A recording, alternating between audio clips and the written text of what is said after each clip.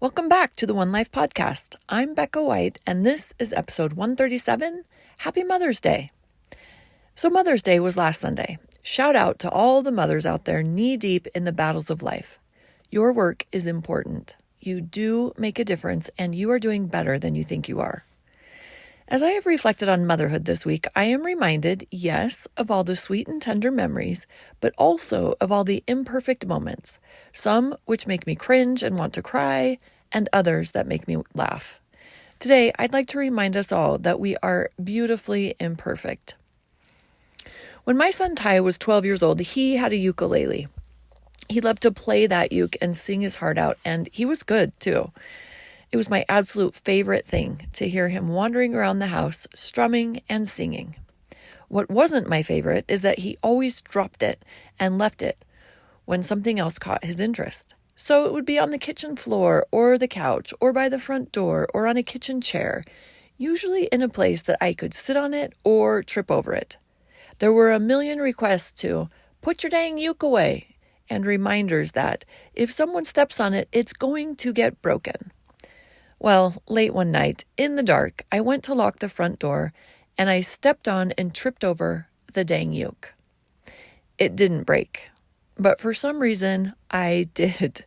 In a moment of rage, in the dark, when nobody was around to witness, I went back and stomped on the uke. It still didn't break.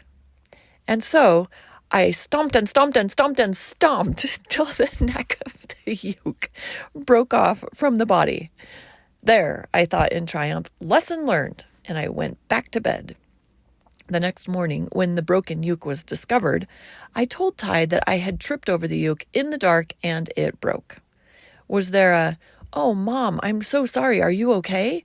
Or a, "I'm so sorry that happened, I'll take better care of my items"? No, there wasn't. He looked calmly at me and shrugged and said, "It's okay, Mom. I'll just glue it back together."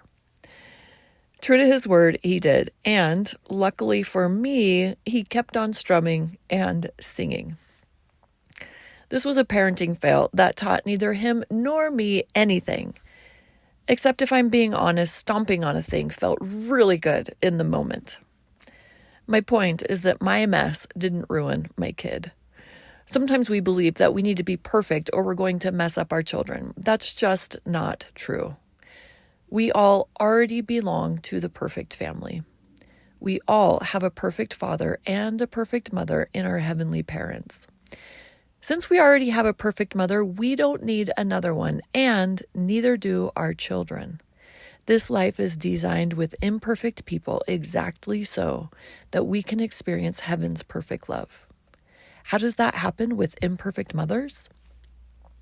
Well, as mothers, we teach our children about Jesus Christ, who is perfect love. First, by offering our love, which is patterned after his love and the love of our heavenly parents. And then, in our imperfections, we allow for the Savior to step in and fill the gaps between our ability and what our precious children need. Perfection in this life, in any form, actually thwarts our Father's work and glory. So let's just take that objective or that preoccupation off the table. We already have a perfect mother. We don't need another one. Today's invitation is to be beautifully, unapologetically, boldly imperfect. In our weakness, Jesus can make us strong. Remember, your work is important. You do make a difference, and you are doing better than you think you are. Happy Mother's Day. Until next time, keep living your best life.